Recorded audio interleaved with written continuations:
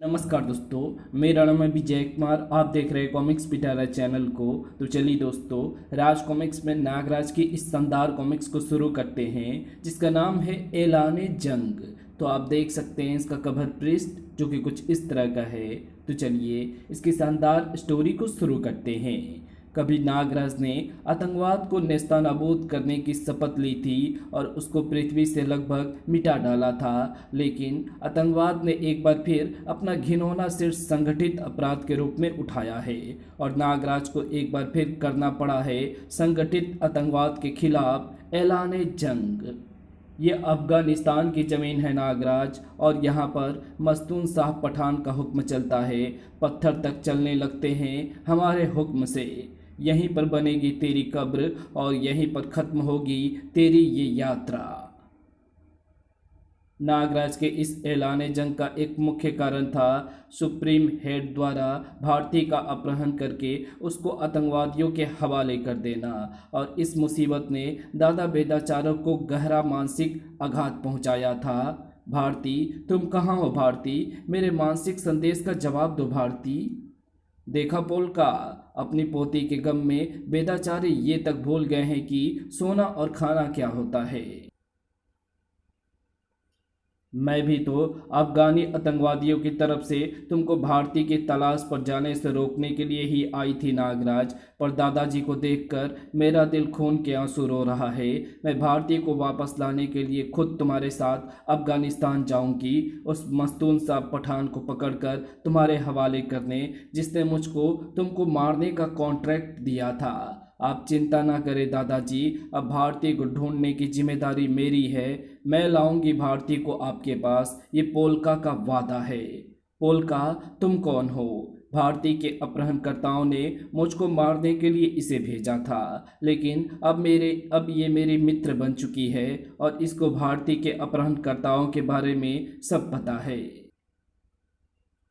अब हमको देर नहीं करनी चाहिए नागराज, इससे पहले कि मस्तून सच्चाई को भाप जाए हमको अफगानिस्तान पहुंच जाना चाहिए। एक समस्या अभी सुलझानी बाकी है पोलका। एक भारतीय के कारण मैं लाखों महानगर वासियों को असुरक्षित नहीं छोड़ सकता। मुझको महानगर में सुरक्षा कायम रखने के कुछ प्रबंध करने होंगे, क्योंकि अपराध और अपराधी कभी भी सोते नहीं। अरे, मेरे जासूस सर मुझको खतरे के संकेत भेज रहे हैं, और ये किसी बड़े खतरे के बारे में है। कहाँ से आ रहे हैं ये संकेत? शांतिपुरम के इलाके से, लगभग वहीं से जहाँ पर तुम्हारी लैब स्थित है। ओ माय गॉड, कहीं इस मुसीबत का संबंध मेरी लैब से तो नहीं है? मुझे अपनी लैब को खुद ही नष्ट करना होगा ताकि कोई उसका गलत इस्तेमाल ना कर सके। तुम अपनी लैब को संभालो पोलका, मैं महानगर पर आई मुसीबत को संभालता हूँ। इस बार महानगर पर आने वाली मुसीबत अनोखी भी थी और भयंकर भी। ये क्या? इसके छूते ही मेरी कार काली हो गई। कैसे? काली नहीं हुई, तेरी कार अपने वास्तविक रूप का निगेटिव बन गई है। इसमें निगेटिव ऊर्जा दौड़ने लगी है, और अब ये निगेटिव जिस किसी भी पॉजिटिव वस्तु का स्पर्श करेगा तो दोनों ही वस्तुओं में दौड़ती विपरीत ऊर्जाएं दोनों ही वस्तुओं को नष्ट कर देगी।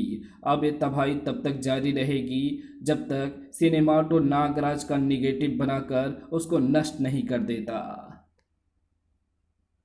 नागराज के लिए महानगर पर आई मुसीबत को ढूंढना कोई मुश्किल काम नहीं था। ये क्या हो रहा है? शहर का ये हिस्सा ऐसा क्यों लग रहा है जैसे कि ये किसी फोटो का निगेटिव हो? ये ज़रूर उसी मुसीबत का काम है, और काली निगेटिव इमारतों की कतारें ये बता रही है कि वो मुसीबत गई किधर है। मैं जल्द ही उसको। नागराज ने सरपरस्ती को उस काली इमारत में अटकाकर आगे बढ़ने की कोशिश की, और अरे, उस काली इमारत में सरपरस्ती का अरे, उस काली इमारत में सरपरस्ती का स्पर्श होते ही धमाका हो गया और सरपरस्ती टूट गई।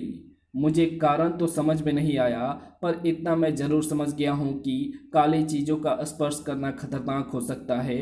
अब मैं काली चीज़ों का स्पर्श करूँगा ही नहीं, और जल्द ही आहा, मिल गया मुझको ये तबाही फैलाने वाला। अब इसको पकड़कर इससे इस तबाही का कारण जानना है। ध्वंसक सर्पों के वार ने सिनेमाटो को हवा में उड़ाकर कई फुट दूर फेंक दिया। ओह नागराज, तुमने तो मुझे आश्चर्यचकित कर दिया। अगर सामने से वार करते तो ये वार मुझको कभी ना लगता, और तूने मुझको क्रोधित कर दिया है। कौन है तू और किस मकसद से तू महानगर पर तबाही ढा रहा है? जो काम पोल्का नहीं कर पाई उसको करने आया है सिनेमाटो, और तुझको मारने से पहले जरा सी प्रैक्टिस तो करनी ज़रूरी थी ना। अब तू मरने को तैयार हो जा नागराज, क्योंकि सिनेमाटो जिसके पीछे पड़ जाता है उसका पहले निगेटिव निकालता है और फिर उसका पॉजिटिव बनाकर दीवार पर लटका देता है हार पहनाने के लिए। और नागराज तो जैसे अपराधियों को दीवार पर उल्टा लटका देता है, और वो भी जिंदा। फूं। आह, बड़ी खतरनाक है तेरी विस्फुंकार। मैंने इसके बारे में पहले ही सुन रखा है और नाक में फिल्टर लगाकर इससे बचने का इंतजाम भी कर रखा है। तो फिर तुझको पकड़कर तेरी नाक से फिल्टर निकालना पड़ेगा सिनेमाटो। ओ, तू नाग रस्सी से मुझको पकड़ना चाहता है? ले पकड़ ले। सिनेमाटो के शरीर से टकराते ही सर्प रस्सी तेजी से निगेटिव रूप में आने लगी। आश्चर्यचकित नागराज इस वार से बचने का रास्ता सोचता रह गया। एक पल के बाद निगेटिव ऊर्जा का संपर्क नागराज से होने ही वाला था, लेकिन सर्प रस्सी को किसी ने बीच में ही तोड़ दिया। पोल्का नागराज की मदद के लिए घटनास्थल पर आ चुकी थी। ये तुम क्या कर रहे थे नागराज? अगर इस ऊर्जा का संपर्क तुमसे हो जाता तो तुम भी अपने निगेटिव रूप में बदल जाते। पोल्का, तुमको इस सिनेमाटो की शक्तियों के बारे में पहले से ही पता है और तुम इससे निपटने के लिए हथियार भी लेकर आई हो, यानी तुम सिनेमाटो के बारे में पहले से ही जानती हो। हाँ नागराज, ये कमबख्त मेरा ही आविष्कार है। इसको मैंने मस्तून शाह के हाथों में बेच दिया था, और अब मस्तून शाह ने मेरी तरफ से कोई सूचना ना मिलने के कारण इसको यहाँ पर भेजा है तुमको मारने के लिए। लेकिन मैंने लैब के सैटेलाइट मॉनिटर पर इसको देख लिया और ये डेवलपर गन लेकर यहाँ पर आ गई। इस गन की डेवलपर किरण इसके शरीर में दौड़ती निगेटिव ऊर्जा को नष्ट करके इसको अपने सामान्य रूप में ले आएगी, और इस प्रकार ये खतरा खत्म हो जाएगा। इसका रूप बदल रहा है। डेवलपरें इसकी नेगेटिव ऊर्जा को नष्ट कर रही है। मैं किरण की तीव्रता को बढ़ा देती हूँ नागराज। कुछ ही पलों में ये एक सामान्य इंसान बनकर रह जाएगा। कुछ ही पलों में सिनेमाटो की शक्ति पूरी तरह से नष्ट हो जानी थी। अगर सिनेमाटो एन वक्त पर फ्लैश चमकाकर पोल्का की आंखों को चुंधिया ना देता और पोल्का की किरण अपने निशाने से हट ना जाती तो। पोल्का को दूसरा मौका नहीं मिला। हे भगवान, सिनेमाटो ने पोल्का को उसके निगेटिव रूप में बदल दिया है, और उसके पैर सड़क के संपर्क में होने के कारण निगेटिव और पॉजिटिव ऊर्जा आपस में मिल रही है और पोल्का के पैरों के नीचे धमाके हो रहे हैं। मुझे पहले पोल्का को बचाना होगा, लेकिन कैसे? पोल्का को मैं चाहे किसी भी चीज़ से पकड़ने की कोशिश करूं, पर विस्फोट तो होगा ही होगा। और हवा में उछलती पोल्का बार बार ज़मीन से टकरा रही है, और हर बार होता विस्फोट उसको और ज़्यादा घायल करता जा रहा है। पोल्का को बचाने के लिए मुझको सिनेमाटो पर हमला करना होगा। ओह, तो फिर से मुझ पर सर्प रस्सी से हमला कर रहा है, लेकिन इस बार भी वही हाल होगा जो पहले हुआ था। यही तो मैं चाहता हूँ सिनेमाटो, कि तुझसे छूकर मेरी सर्प रस्सी अपने निगेटिव रूप में बदल जाए, क्योंकि नेगेटिव रूप में बदलने के बाद भी नागों से मेरा मानसिक संपर्क बना रहेगा, और मेरा मानसिक आदेश पाकर नेगेटिव सर्प रस्सी नेगेटिव बिजली के पोल से लिपट कर पोल्का को हवा में लटका लेगी। अब पोल्का का किसी भी पॉजिटिव चीज़ से संपर्क नहीं होगा और वो सुरक्षित रहेगी। वाह नागराज, तूने पोल्का को बचा लिया, लेकिन मेरा मकसद पोल्का को मारना नहीं है, बल्कि तुझे मारना है। पोल्का को तो मुझे सिर्फ रास्ते से हटाना था और वो हट गई। अब मेरे और तुम्हारे बीच में सीधा मुकाबला होगा। ओह, अब ये मुझ पर नेगेटिव ऊर्जा से युक्त मलबे के टुकड़े फेंक रहा है, जो जमीन छूते ही बम की तरह फट रहे हैं। इन धमाकों ने तेरे पैरों के नीचे की जमीन को हिला डाला है नागराज। अब हिलने की बारी तेरी है। ओह, ये मेरी फुर्ती कम होने का फ़ायदा उठा रहा है। अब ये मलबे के टुकड़े सीधे मेरे शरीर पर फेंक रहा है। अब मुझे जवाबी वार करना ही होगा ध्वंसक सर्पों के द्वारा, जो इससे टकरा कर चाहे निगेटिव रूप में बदल जाए, लेकिन फटेंगे ज़रूर और इसको नुकसान भी पहुंचाएंगे। लेकिन तेरे नाग मुझसे टकरा कर फट तो रहे हैं नागराज, लेकिन मुझसे छूते ही ये निगेटिव बन रहे हैं और इनके फटने पर वही निगेटिव ऊर्जा फैल रही है जो मुझे नुकसान पहुंचाने के बजाय मेरे शरीर में जज्ब होकर मेरी शक्ति को और बढ़ा रही है। अब देख कि मैं तेरा क्या हाल करता हूँ। देख, ये निगेटिव एनर्जी से भरे हवा में उड़ने वाले ऐसे गोले हैं जो हीट सेंसिटिव हैं, यानी ये तेरे शरीर की गर्मी की मदद से तुझको ढूंढकर तुझ पर निगेटिव एनर्जी का वार कर सकते हैं। और एक बार निगेटिव एनर्जी का वार खाकर जब तू खुद निगेटिव नागराज बन जाएगा तो फिर तेरी मौत निश्चित है, क्योंकि फिर तू कभी भी किसी भी पॉजिटिव चीज़ को छू नहीं पाएगा। नागराज की बेमिसाल सर्पीली फुर्ती उसको घातक किरणों के वार से फिलहाल तो बचा रही थी, लेकिन ज़्यादा देर तक ये फुर्ती काम आने वाली नहीं थी। अब इन गोलों से बचना मुश्किल है, लेकिन इनके वार को मोड़ना ज़्यादा मुश्किल काम नहीं है। और फिर अरे, ये क्या? गोलों ने तेरा पीछा करना छोड़ दिया और जाकर उस दीवार से टकराकर उसको नेगेटिव बना दिया। पर कैसे? क्योंकि मैंने अपने शरीर के तापमान को शीतनाग कुमार की मदद से एकदम कम कर लिया है और ध्वंसक सर्पों ने दीवार का तापमान बढ़ा दिया है। हीट सेंसिटिव होने के कारण तेरे गोले वहीं जाकर टकरा गए जहां पर इनको उष्मा का आभास हुआ। शीतनाग कुमार कौन है? खैर, कुछ भी कर ले, तुम मुझसे सिर्फ बच सकता है, मुझ पर वार नहीं कर सकता। और बचने की भी एक सीमा होती है। देखता हूँ तुम मुझसे कब तक बचता है। ये सही कह रहा है, बचना समस्या का हल नहीं है, वार करना होगा। और इस पर वार करने का एक ही रास्ता है, मुझे अपने आप को दांव पर लगाना होगा, जानबूझकर अपने आप को निगेटिव बनाना होगा। अब तू मारा गया नागराज, जल्द ही तू खुद अपने चीथड़े उड़ा लेगा। गलत, ये रूप मैंने तेरी हड्डियां तोड़ने के लिए कबूल किया है, अपने चित्रे उड़ाने के लिए नहीं। अरे, मेरी कलाइयों से सर्प निकलने से धमाके क्यों हो रहे हैं? क्योंकि सिर्फ तू निगेटिव बना है नागराज, तेरे सर्प नहीं। अब जैसे ही सर्प तेरे शरीर से निकलेंगे, पॉजिटिव और निगेटिव ऊर्जाएं मिलेंगी और धमाका हो जाएगा। अब तेरी कोई भी शक्ति तेरे शरीर से बाहर नहीं आ सकती नागराज। और अब मैं तेरी नाग रस्सी को तोड़कर तेरा स्पर्श पॉजिटिव ऊर्जा युक्त वस्तुओं से कराऊंगा और तेरे चीथड़े उड़ता देखूंगा।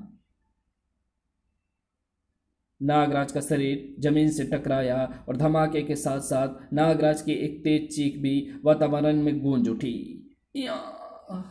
अब मैं वो वार करूंगा जिसके लिए मैंने जानबूझकर ये निगेटिव रूप धरा है। कौन सा काम? तेरा जबड़ा तोड़ने का काम। मुझ पर वार करने के बाद भी तू जमीन पर ही गिरेगा नागराज और धमाके से घायल होगा। चोट मुझको कम लगेगी और तुमको ज़्यादा। धड़ाक। गलत, तुमको शायद ये नहीं पता कि मैं दीवार पर भी चिपक सकता हूँ। तुझ पर वार करने के बाद मैं उन्हीं दीवारों पर चिपक जाऊँगा जिनको तेरे वारों ने पहले ही निगेटिव बना दिया है, और फिर इस दीवार से उछलकर मैं तुझ पर वार करता हुआ दूसरे निगेटिव दीवार पर चिपक जाऊँगा। ताड़! और तेरे वार अब मुझ पर बेअसर रहेंगे, क्योंकि अब ये मुझको और नुकसान नहीं पहुँचा सकते।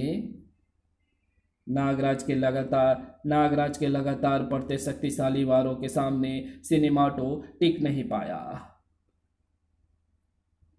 और सिनेमाटो के दिमाग पर बेहोशी की काली परत चढ़ती चली गई। धम!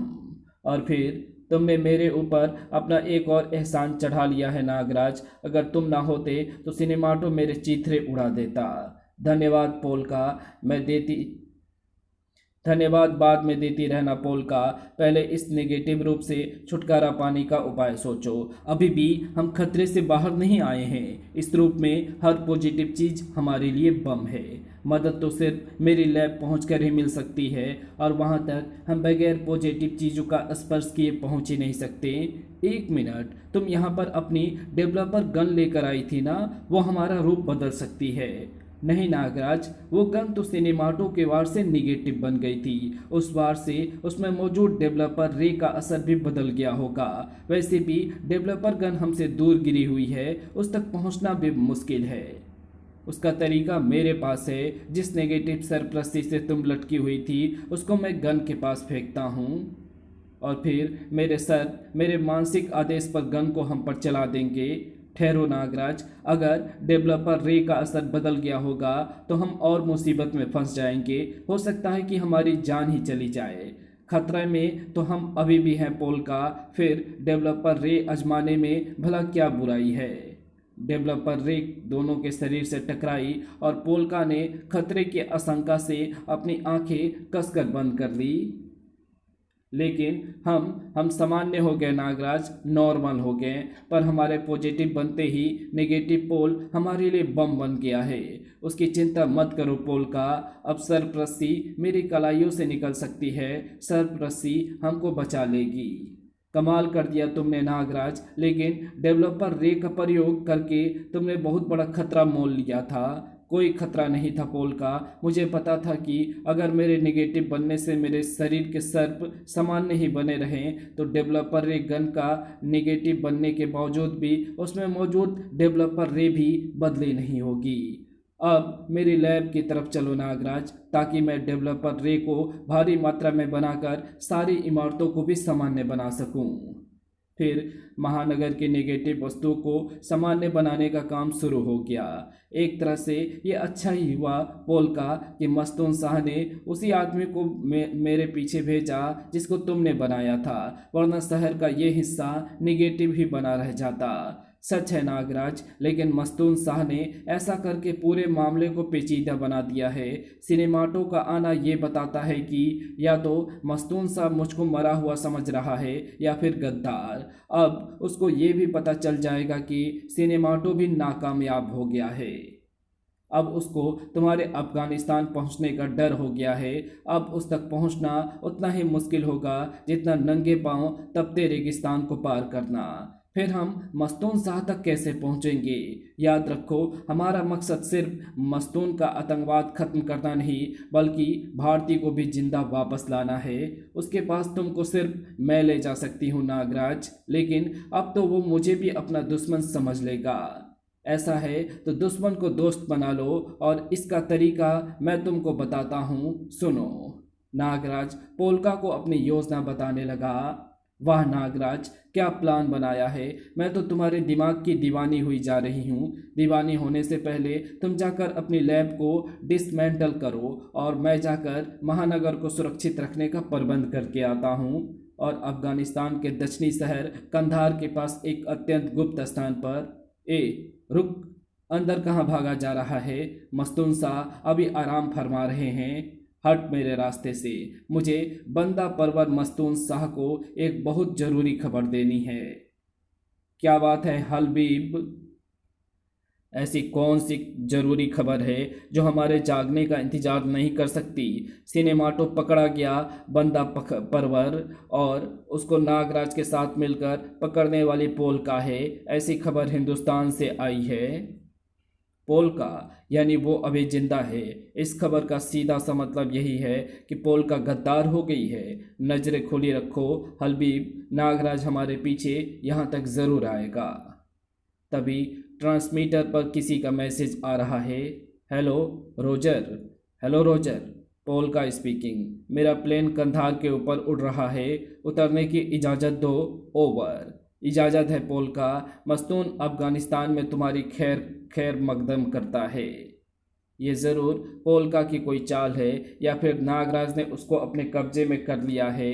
अपने आदमियों को हवाई पट्टी के दोनों तरफ तैनात कर दो, और हल्का सा भी शक होते ही उसको उड़ा देना। समझे हलबीब? समझ गया बंदा परवर? और विमान में बस हम उतरने ही वाले हैं नागराज, तैयार हो जाओ। एक बात बताओ पोल्का, ये मस्तून शाह कुछ ही महीनों में पूरे अफगानिस्तान पर कब्जा करने में सफल कैसे हो गया? लोग आखिरकार इसका साथ क्यों दे रहे हैं? मस्तून के पास कुछ शैतानी शक्तियां हैं नागराज। वे शक्तियां लोगों को हिंसक और अपराधी बनाती है और इस कारण अफगानी बंदूक उठाकर अपने ही लोगों का खून बहा रहे हैं। मैंने तो यहाँ तक सुना है कि अफगानिस्तान के पत्थर तक मस्तून शाह का हुक्म मानते हैं, लेकिन उसकी शक्ति का क्या राज है ये मुझे नहीं पता। घातक हथियारों के साए में प्लेन हवाई पट्टी पर उतर गया। पोल्का, इससे पहले कि इस जहाज को बम से उड़ा दिया जाए, बता कि तू गद्दार क्यों हो गई? मुझसे संपर्क भी नहीं किया और नागराज के साथ मिलकर सिनेमाटो को पकड़वा दिया। क्यों? इसलिए नागराज, तू नागराज को बंदी बनाकर ले आई है। वाह वाह, काम बन गया। पोल्का द्वारा मुझे बंदी बनाकर लाए जाने से इनको अभी तक सच में शक नहीं हुआ कि मैं सचमुच में बंदी नहीं हूँ। ये मेरी योजना का एक हिस्सा है और जब तक ये सच्चाई को समझ पाएंगे तब तक मैं मस्तून शाह तक पहुँचकर उसको अपने कब्जे में ले लूँगा। मस्तून ही अफगानिस्तान में आतंकवाद की जड़ है और इस जड़ को काट देने से आतंकवाद का पेड़ अपने आप सूख जाएगा। लेकिन मस्तून तक पहुंच पाने से पहले ही ये झटका मुझको कैसे लगा? मैंने लगाया। जब तक तुम बेबस नहीं होगे तब तक मस्तून शाह तुमको अपने कब्जे में कैसे लेगा? ये तुम क्या कह रही हो? हमारा प्लान तो मस्तून शाह को पकड़ने का था। हमारा नहीं, ये तुम्हारा प्लान था। वैसे अगर तुम ये प्लान ना सुझाते तो मैं भी ऐसा ही कुछ प्लान बनाने वाली थी। दरअसल तुमको यहाँ पर बंदी बनाने के रूप में लाने का एक ही रास्ता था, तुम्हारा विश्वास हासिल करना। जब तुमने मुझको मेरी लैब में एली बेली से बचाया था, मैं तभी समझ गई कि तुम अच्छे इंसान हो और अच्छे इंसान को बेवकूफ़ बनाना पोल्का अच्छी तरह से जानती है। मैंने हृदय परिवर्तन करने का नाटक किया और तुम्हारा विश्वास जीत लिया, लेकिन मुझको ये पक्का करना था कि तुमको मुझ पर पूरी तरह से विश्वास हुआ है या नहीं। इसलिए मैंने अपने ही आदमी सिनेमाटो को पकड़वाने में तुम्हारा साथ दिया और फिर जब तुमने मुझको अपनी ये योजना बताई तो मैं खुशी से उछल पड़ी, क्योंकि मैं भी तो यही चाहती थी कि तुमको बंदी बनाकर मस्तून शाह के पास ले आऊं। तुम मुझको धोखा देने के चक्कर में खुद धोखा खा गई पोल्का, क्योंकि ऐसा करके तुम मुझको वहीं पर ले आई जहां पर मैं आना चाहता था, मस्तून शाह के पास। अब देखो कि मैं क्या करता हूँ। मेरी एक विस्फुंकार ही तुम सबके लिए काफ़ी होगी। फूं। अरे, मेरी विस्फुंकार क्यों नहीं निकल रही है? अब तुम्हारी कोई भी शक्ति तुम्हारे शरीर से बाहर नहीं निकलेगी नागराज। तुम्हारी गर्दन में जो कॉलर लगा है वो तुम्हारे दिमाग से निकलने वाले संकेतों को बीच में ही रोक रहा है। तुम्हारे शरीर में मौजूद किसी भी शक्ति तक तुम्हारा मानसिक आदेश अब पहुंच नहीं पा रहा है और जब तक तुम्हारा दिमाग आदेश ना दे तब तक शरीर का कोई अंग काम नहीं कर सकता। तो फिर मैं इस पट्टे को उतार फेंकूंगा। देखा, तुम जैसे इस पट्टी को उतारने को कोशिश करोगे, ऊर्जा का एक तेज झटका तुम्हारे जोश को ठंडा कर देगा। उड़ा दो इसे बम से मस्तून और मेरा पैसा मुझे दे दो फटाफट। ना तो पैसे कहीं भागे जा रहे हैं पोल्का और ना ही तुम। जानते हो पोल्का, हमारे अफगानिस्तान में हिंदी फिल्में बहुत देखी जाती है, मैंने भी देखी है, पर एक बात मुझको कभी भी समझ में नहीं आई कि विलेन हीरो को तड़पा तड़पा कर क्यों मारना चाहता है, एक झटके में ही क्यों नहीं खत्म कर देता। और ये बात मुझको आज समझ में आ रही है। अरे, अगर नागराज जैसे हीरो को एक ही झटके में मार दिया जाए तो इसको मारने का मजा ही खत्म हो जाएगा।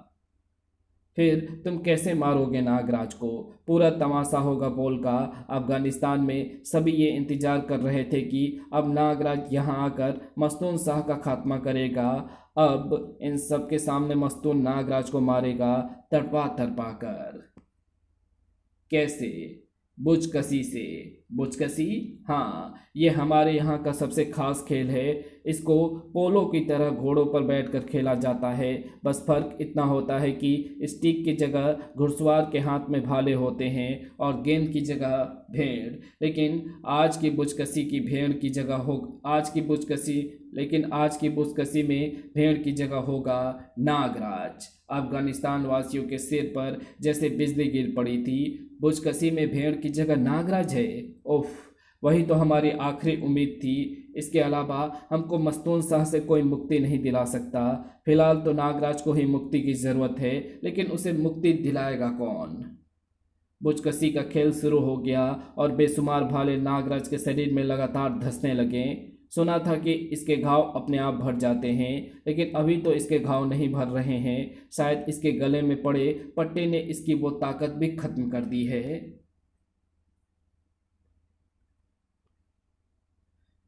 अपने आप घाव भरना भी मेरी एक शक्ति है और मेरी हर शक्ति से मेरा संपर्क टूट चुका है। बुचकुसी का खेल शुरू हो गया और बेशुमार भाले नागराज के शरीर में लगातार धंसने लगे। तुमने कमाल कर दिया पोल का। इतना मज़ा तो मस्तून शाह को आज तक नहीं आया। अब नागराज नहीं बचेगा। नागराज तक का कांटा एक बार बच सकता है मस्तून, लेकिन पोलका का कांटा कभी नहीं बचता। अब मेरे पैसे मुझे दे दो। तुम्हारे पैसे तुम्हारे स्विस बैंक के खाते में जमा कर दिए गए हैं पोलका, लेकिन अभी हम तुमको जाने नहीं देंगे। अभी तो नागराज की मौत का जश्न बाकी है। अब भारती का तुम क्या करोगे मस्तून? भारती को अभी जिंदा रखा जाएगा। उससे अभी हमको वो काम करवाना है जो अभी उसने किया नहीं है। हमारे पास भारती को अभी जिंदा रखने का ऑर्डर आया है। उसकी ज़रूरत नहीं पड़ेगी। भारती से तुम्हारा काम मैं करवा दूंगी। कैसे? अपनी हिप्नोटिक सीरम की मदद से 3 दिनों तक रोज़ एक इंजेक्शन लगाना पड़ेगा और उसके बाद भारती वही करेगी जो मैं चाहूँगी। मैं $1 करोड़ लूँगी। मंजूर है? बोलो। इसके लिए मुझे पहले चीफ कमांडर से इजाज़त लेनी पड़ेगी पोलका। तुमको भी ऊपर से ऑर्डर देने वाला कोई है? वाओ, कौन है ये चीफ कमांडर? ये मैं नहीं जानता। हो सकता है कि इस वक्त वो यहीं पास में हो, या फिर अमेरिका में, या फिर अफ्रीका में हो। खैर, मुझे क्या, पर मैं यहाँ ज़्यादा देर नहीं रुक सकती। मुझको आज ही जवाब चाहिए। मिल जाएगा जवाब, लेकिन फ़िलहाल तो नागराज की मौत का नज़ारा देखो। नागराज के शरीर में भाले धंसते जा रहे थे और हर घाव उसको मौत के और करीब ले जा रहा था। इस पट्टे से छुटकारा पाना ही होगा। शायद घोड़ों की टापे इस पट्टे को तोड़ सके, लेकिन उफ, ये टापे तो पट्टे में गड्ढा तक नहीं कर पा रही है। अब क्या करूं? नागराज पट्टे को तोड़ने की कोशिश कर रहा है पोलका। अगर ये पट्टा उसकी गर्दन से उतर गया तो गजब हो जाएगा। ये पट्टा टाइटेनियम और इरिडियम के मिश्रण से बनाया गया है मस्तून। संसार की कोई भी ताकत ना तो इसको काट सकती है और ना ही तोड़ सकती है। इसको उतारने का सिर्फ एक ही तरीका है, पट्टे को इस चाबी से खोलना, और चाबी सिर्फ मेरे पास है। नागराज ये वार्तालाप सुन तो नहीं पाया, लेकिन चाबी की झलक उसको सारा माजरा समझाने के लिए पर्याप्त थी। मुझको चाबी हासिल करनी ही होगी। मैं इसी मौके का इंतजार कर रहा था। ये पट्टा सिर्फ मेरी गर्दन के नीचे के हिस्से की शक्तियों को रोक सकता है, लेकिन मेरे पास अभी भी एक शक्ति है जो गर्दन के ऊपरी हिस्से में है। अगले ही पल मस्तून शाह और पोलका के साथ साथ दूसरे आतंकवादियों ने भी एक अत्यंत आश्चर्यजनक दृश्य देखा। ये क्या हो रहा है पोलका? नागराज की ये शक्ति कौन सी है? इसने तो विशालकाय रूप धारण कर लिया है और तुम्हारा पट्टा अपने आप टूट गया। ये शक्ति तो मैंने भी पहले कभी नहीं देखी। अब तो ये चाबी भी बेकार हो गई। हर नज़र नागराज पर जमी हुई थी, इसलिए ये कोई नहीं देख पाया कि चाबी को उठाने वाला वो हाथ किसका था। हमारे हथियार पहाड़ों तक का सीना चाक कर सकते हैं, और तो फिर इस नागराज की क्या बिसात है। उड़ा दो इसको, चीथड़े उड़ा दो इसके। ग्रेनेड लॉन्चर और रॉकेट लॉन्चर जैसे घातक हथियार नागराज को निशाना बनाकर दागे, और रॉकेट और ग्रेनेड नागराज की तरफ उड़ चले, लेकिन फिर वापस पलट गए। टक, और निशानेबाज खुद निशाना बन गए। ये कमाल वास्तव में नागराज के शक्तिशाली सम्मोहन का था। मेरी सम्मोहन की शक्ति मेरी आंखों में रहती है, इसलिए ये पट्टा मेरी सम्मोहन शक्ति को रोक नहीं पाया और उसी सम्मोहन से मैंने अपने आप को विशालकाय होने और पट्टे को टूटने का भ्रम जाल दिखाया और फिर चाबी उठाकर पट्टे को खोलकर मैं आज़ाद तो हो गया हूँ, लेकिन अभी मैं अपना ये सम्मोहन तोड़ूंगा नहीं। जो धमाके ये रॉकेट और ग्रेनेड के समझ रहे हैं वे दरअसल मेरे ध्वंसक सर्पों के हैं। अब वास्तव में ये हो रहा था, तड़ाक, लेकिन देखने वालों को ये दृश्य ऐसा नजर आ रहा था। अब तमाशा नागराज की नहीं बल्कि आतंकवाद की मौत का हो रहा था। देखा अब्बा, नागराज हमको आज़ाद कराएगा, खुशहाली वापस लाएगा। मस्तून शाह के आदमी तो मारे घबराहट के गोलियां तक नहीं चला पा रहे हैं। मस्तून शाह के आदमियों की तादाद तेजी से कम होती जा रही थी। तुम्हारे सारे एरिया कमांडर को नागराज ने बेहोश कर दिया है मस्तून। तुम्हारे संगठन की रीढ़ की हड्डी तोड़ दी है उसने। अब बारी हमारी और तुम्हारी है मस्तून। मस्तून अभी खत्म नहीं हुआ है पोलका। मैं नागराज को खत्म कर दूंगा और आतंकवादी संगठन को फिर से बना लूंगा। नागराज को रोकना इतना आसान नहीं है मस्तून, ये मत भूलो पोलका की नागराज की कमजोर नस अभी हमारे हाथ में है और वो कमजोर नस है भारती। अगर नागराज किसी तरह भारती तक पहुंच गया तो मेरा $1 करोड़ का नुकसान होगा और तुमको अपनी जान का, लेकिन तब चीफ कमांडर तुमको जिंदा नहीं छोड़ेगा। ये तुम ठीक कह रही हो पोलका, फिर हम क्या करें? तुम नागराज को रोकने और ख़त्म करने की कोशिश करो और तब तक मैं भारती को यहाँ से सुरक्षित स्थान पर ले जाती हूँ। जब तक भारती हमारे कब्जे में रहेगी तब तक नागराज हमारा कुछ नहीं बिगाड़ पाएगा। इस दौरान मैं भारती को हिप्नोटिक सीरम के इंजेक्शन लगाकर उसको भी तुम्हारे गुलाम भी बना दूंगी। ठीक है पोलका, ये लॉकेट लो, इसमें भारती का पता भी है और ये देखकर पहरेदार तुमको भीतर को भी जाने देंगे। अब तुम जाओ। और अब नागराज देखेगा मस्तून शाह की शैतानी शक्तियों का नज़ारा। सबसे पहले इसके विशालकाय होने का राज जानना होगा। जा मेरी शैतानी आँख और दिखा मुझको नागराज की ताकत का राज। शैतानी आँख के जरिए मस्तून को नागराज का असली रूप दिखने लगा। ओह, नागराज सम्मोहन का इस्तेमाल कर रहा है। अभी मैं तोड़ता हूँ इस सम्मोहन को। ओह, मेरा सम्मोहन समाप्त हो गया, लेकिन साथ ही साथ मस्तून शाह के सभी आतंकवादी साथी भी बेहोश हो गए। अब सिर्फ तू बचा है मस्तून, और तुझसे निपटने के लिए मेरे पास और भी शक्तियाँ हैं। गलत नागराज, गलत। मस्तून के साथी मस्तून का साथ कभी छोड़ ही नहीं सकते, मरने के बाद भी नहीं। जानता है कि तू इस वक्त कहाँ पर खड़ा हुआ है? ये एक कब्रिस्तान है।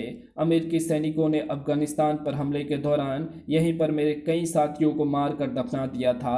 आज तक वे सुकून से सो रहे थे, लेकिन अब उनको जागना पड़ेगा ताकि वे तुझे भी अपने साथ ज़मीन के नीचे ले जाएं, जहाँ पर तू क़यामत तक सोता रहेगा। शैतानी आँख से कई किरणें निकलकर ज़मीन पर विभिन्न स्थानों से टकराई।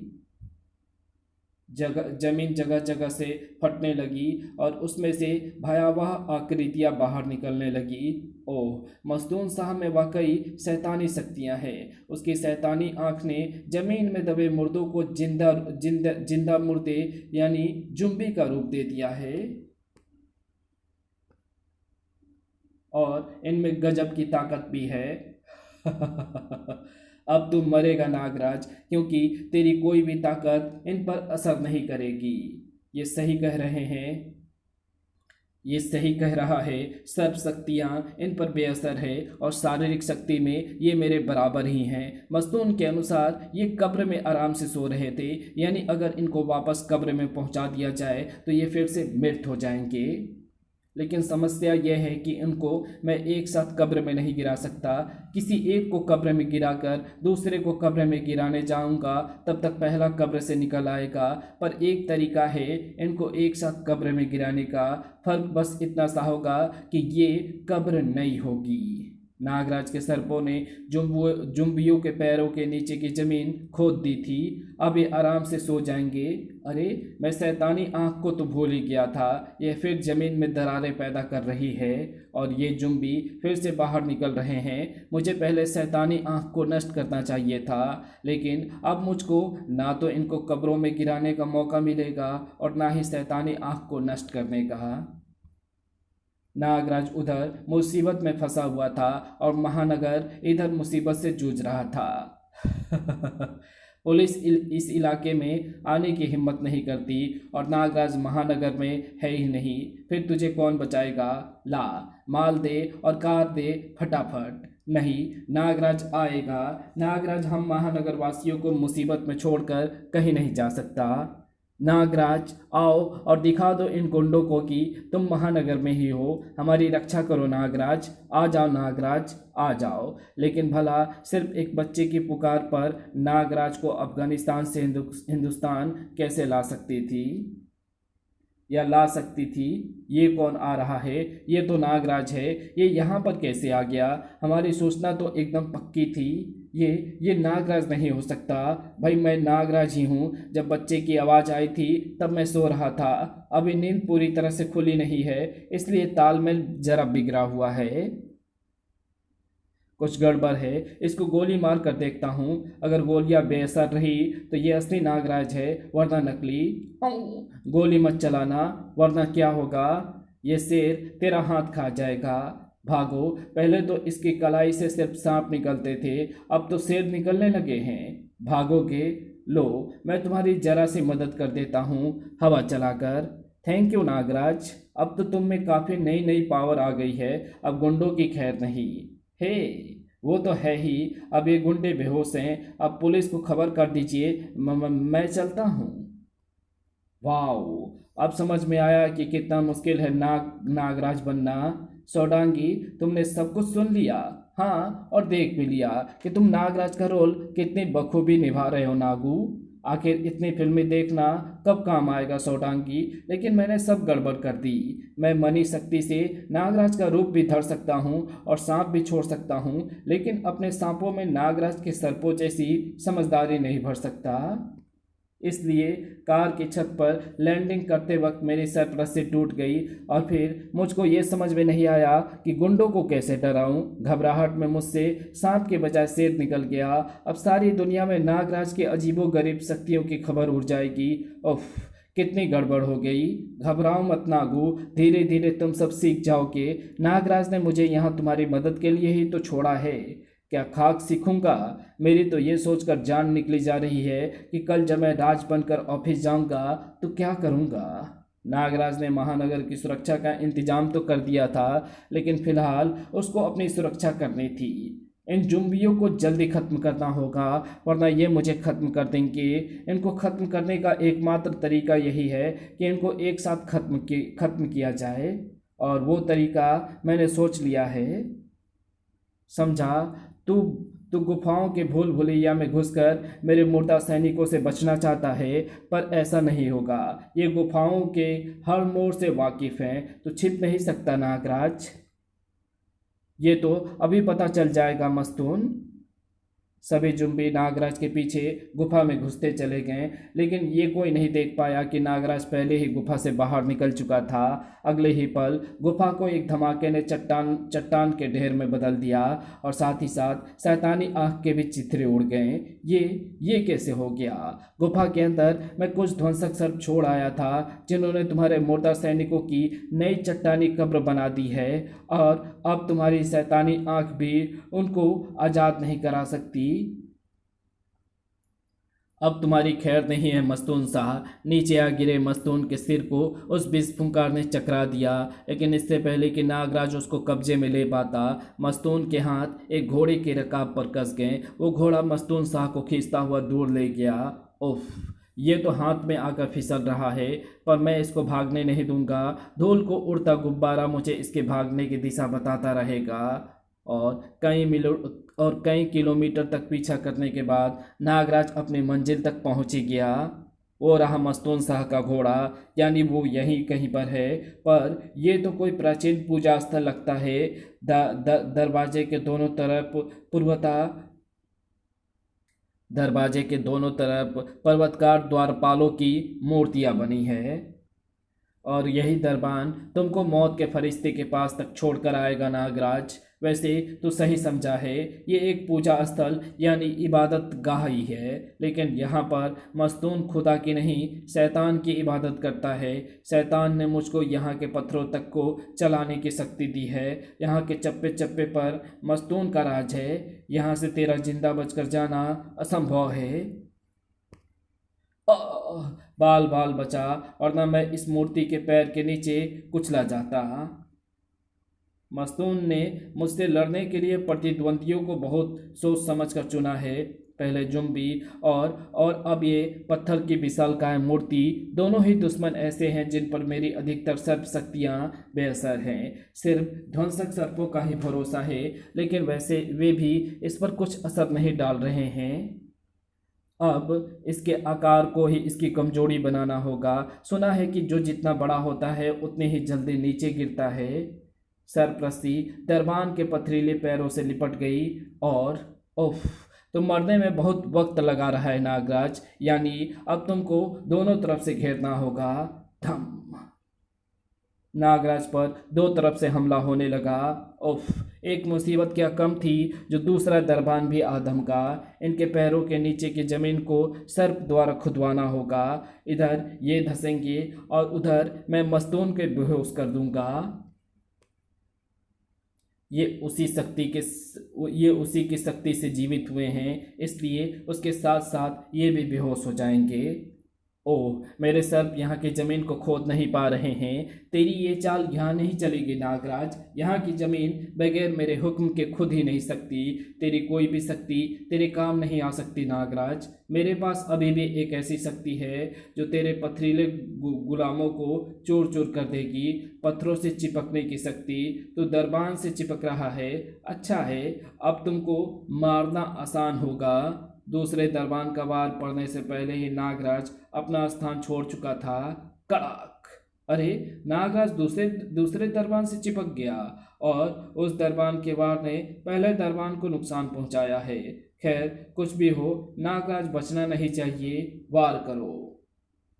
वार होते रहे, लेकिन नागराज को एक भी वार छू नहीं सका, और दरबानों के वार एक दूसरे के शरीर को तोड़ते चले गए। कुछ ही पलों में ये लड़ाई खत्म हो गई। लो, तुम्हारा ये वार भी खाली गया मस्तून। बस, बहुत हो गया।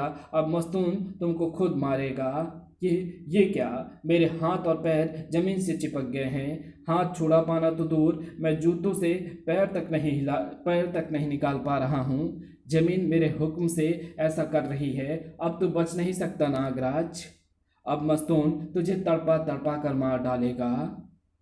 उफ, शैतानी शक्ति से भरी है ये ऊर्जा, और जमीन की जकड़ ने मेरी सारी शक्तियों को निष्क्रिय कर रखा है। मस्तून की शक्तियों को रोकना होगा, वरना ये शैतानी ऊर्जा मुझको सचमुच मार डालेगी। एक तरीका है इसकी शक्ति रोकने के लिए, पर उसके लिए मुझको ध्यान लगाना पड़ेगा। मुझे शैतानी ऊर्जा से ही हो रही पीड़ा को नज़रअंदाज करना होगा। यही मेरे बच पाने का एकमात्र रास्ता है। नागराज का बदन ढीला पड़ रहा है, वो मौत की कगार पर है। मर नागराज, मर। अरे, ये सांप कहाँ से आ गए, और इन्होंने मुझको क्या पहना दिया है?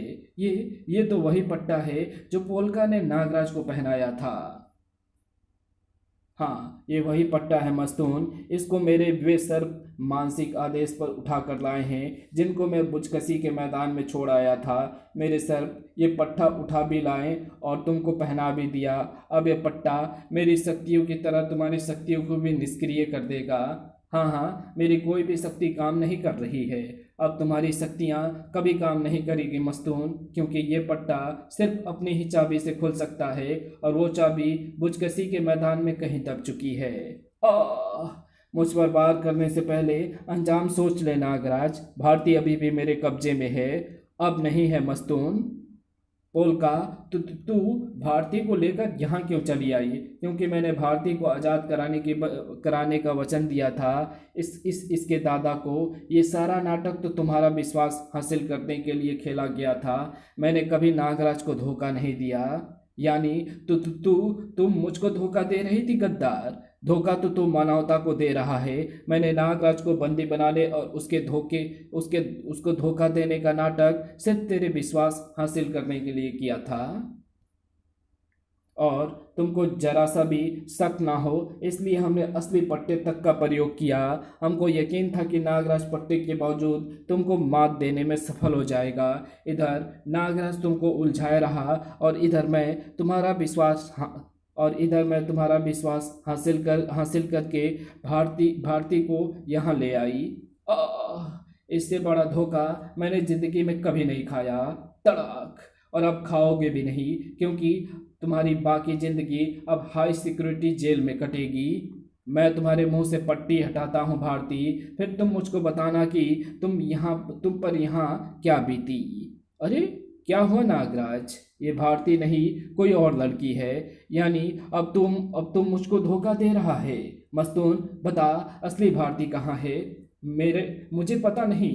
मेरे पास तो इस लड़की को भारती बनाकर भेजा गया था। यानी दुश्मन बहुत चालाक है पोल्का। उसने अंदाजा लगा लिया कि सुप्रीम हेड द्वारा भारती को अफगानियों के हाथों सौंपा जाता देखने के कारण मैं भारती को ढूंढने अफगानिस्तान ही आऊँगा। इसलिए वो भारती को कहीं और ले गया है। वो आखिर भारती को कहाँ ले गया होगा नागराज? इसका पता लगाए बगैर मैं हिंदुस्तान वापस नहीं जाऊंगा पोल्का। मेरी यात्रा भी खत्म नहीं हुई है। इंतजार कीजिए नागराज की अगली यात्रा का। तब तक के लिए बाय। अगर आपको ये वीडियो पसंद आई हो तो इस वीडियो को लाइक शेयर कमेंट ज़रूर कर देना। चैनल पे नए हो तो चैनल को सब्सक्राइब कर ऑल नोटिफिकेशन को सेलेक्ट ज़रूर कर लेना। Thanks for watching my video.